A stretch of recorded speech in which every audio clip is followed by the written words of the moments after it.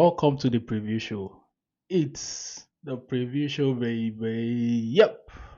I knew you've all heard the good news, of which I wasn't even interested talking about it before. But since we have the preview show, let's talk about it. But before then, it's Preston North End versus Arsenal in the EPL Cup tomorrow at the Deepdale Stadium.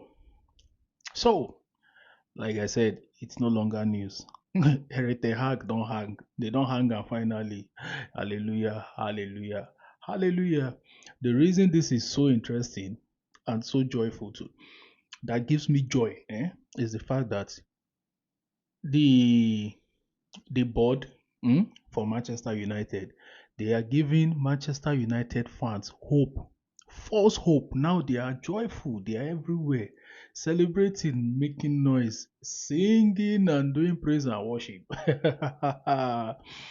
Temporary hope because they think they are getting a new manager, and then they'll come back to winning ways, but lie, you know, go ever happen. So this temporary hope, like Chelsea fans are having, let them enjoy it. They will come and meet Arsenal. And then you know one thing with Manchester United. See, you know I don't like them. So let me talk about them before we get into the business of the day. Now, the thing with Manchester United is you carry what David Moyes, you fired him. You carry Van Gaal, you fired him. Mourinho, you fired him. Ole, you fired him. Rajnik, or what's his name? He left after 29 games. That one won 19, drew 11, lost 11. Then you brought Eric Ten Hag, and he has been hunged. Now, what they do is they go to every league, look at the best league, and just pick the manager. No plan, no structure, nothing. You just bring them to the EPL and assume they will just kick off. Look at Manchester. You signed Ibrahimovic. You signed Di Maria. You signed Falcao. You signed who again? Schweinsteiger. Ronaldo. There's no player in this world. Sanchez from Arsenal. They signed.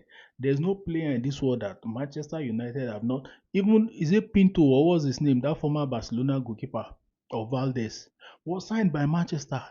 No structure. You don't want to build. You don't want to do anything. You just want magic to happen. You will suffer for everything you have done to Arsenal. You will suffer. And let me tell you one thing. It is a perfect opportunity. Let me use one word I used earlier today. And people were like, no, don't use that word. They have ex-players that are qualified coach on paper. Gary Neville was fired from Valencia after many games. I think 3 months after he was fired. Look at Roy Keane, Abi Robbie Keane or Roy Keane, what's his name? He was fired 3 times from 3 different clubs. Rooney, at least that one is still struggling. Doing, he's not talking anyhow. Schools have not even managed any club before. The rest of them are doing assistant coach or punditry and then saying rubbish about. Now, if you're good at talking, you know what Ateta is supposed to do. Why not take up the job? Submit your application now. Only then you can have the mouth, the guts to talk about Ateta, or else, my friend, you people should shut up and leave Arsenal Football Club and Ateta alone. A word they say is enough for the wise. I will leave am at that. So let's get into Preston North End against Arsenal. EFL tournament tomorrow at the Dale End Stadium. Is that the name of the Deepdale? Sorry, Deepdale Stadium tomorrow. So Mikel Arteta had his press conference today, and then he gave injury updates, and then what we expect to see tomorrow, but with a clause to what we expect tomorrow. So now, when asked about Gabriel Mangales, you know he left us worried about his injury, whether he was injured or not. So Mikel Arteta had this to say. He said, "We are still assessing him. It doesn't look bad at all. It was much better than expected. So hopefully he'll be fine." Arteta stated of Gabriel. So even at that, I know this Preston North End are not club to joke with. They're in the championship. Oh. Last season, the 2023-2024 season, these guys came 10th out of 24 teams. So they did very well. Yes, for you to come 10 in the championship, you try. So, and we should not go there to play with these people because they will field their first 11 and want to show, and then they are playing at home. So, make we just leave that one for one side. But then, I wouldn't want us to risk Gabriel Mangales. But all the same, if we keep this guy, Brazil can call him because another international break is looming. I think a week or 2 weeks from now, they are going for another one. And that coconut head of a manager of Norway saying if Odegaard is fit, he will call him. You better don't call him so that your phone will not blow. No wala. So on Julian Timber, he said Julian is fine. He was very tired. He had been out for a while and could not continue the game, but there's no new injury there. That is it. Finally. So Jeremy Timber is not injured. He was just tired. For someone who was injured before, came back and then started the match against Liverpool. Closed down Salah. Salah no see anything do for that match at all until he was subbed off. That was when Salah now scored. And then I was watching the replay back. If you check very well, go and look at it. Salah was off, but VAR will not show it. And I've said something, guys. I want you to drop your comment in the comment section with this thing. What is the job of linemen if they are as useless as they are in the last 3 seasons? These guys have been as useless as any other thing you can think of. Why do we have them? Corners, they don't know anything. Their flag is there. Throwing, they will give. If Arsenal is supposed to have throwing, they will give it to Liverpool. Fouls, they don't raise their flag anymore. They are just jogging up and down, adding weight and keeping fit and earning money. Linesmen, do well. Let me know your thoughts in the comment section. So also, what is it? When he was asked about the competition, the EFL, whether it's something he will go for, he said it's important because it keeps everybody alive. It maintains the winning habit, which is really, really important, and it shows you care about every competition, regardless of what you play. He stated.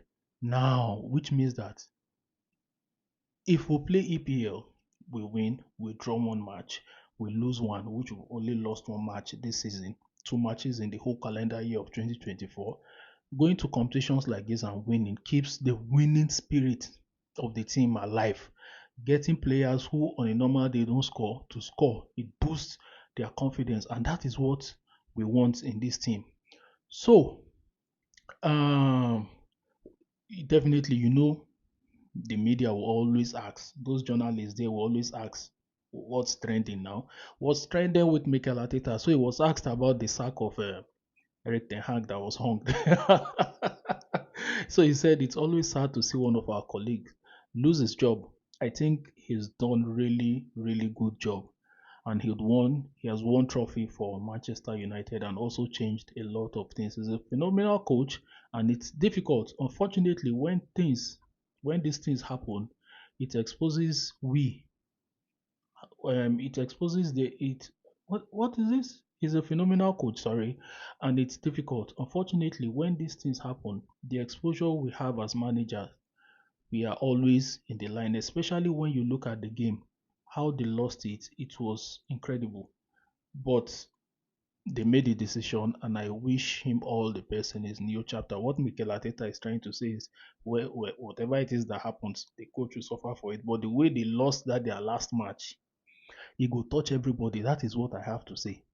When Arsenal fans are complaining, you say, you complain too much. Dark art, this one, highline, blah blah blah. You complain about officiating. What or when they, it go touch everybody. It go touch Liverpool. It don't they touch Man U. They're always in favor of Man U. But now, money is entering from another channel, not through the other Manchester. When somebody was there, I'm not mentioning names, it go touch everybody. Everybody will be affected. Now, Chiarentini, he was asked about Chiarentini, whether he's close, is he training already, or what's up with that guy, because he hasn't played for us in a year and a half or so. So Mikel Arteta said, I think he's quite close. He's looking really good. I think he's over the period where he was still struggling. Yes, that time that he's struggling has come to an end. Hopefully, he looks really sharp out there. Arteta revealed. He hasn't trained with the team yet, but hopefully he can do that in the next to in the next week or two. That's good news. Ateta refuses to confirm whether Tierney could be in the first team contention when he does return, having fallen down the pecking order.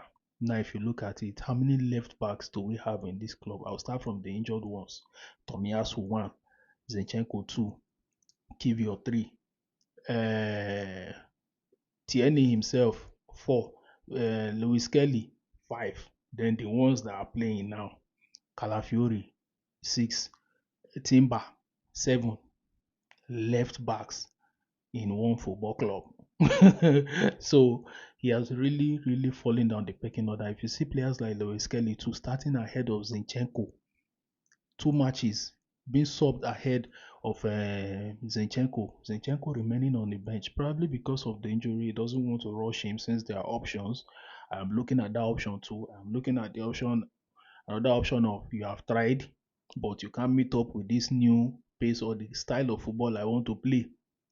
So hopefully we'll keep you on the bench. Club sees you January, they take you on loan and then buy you in the summer.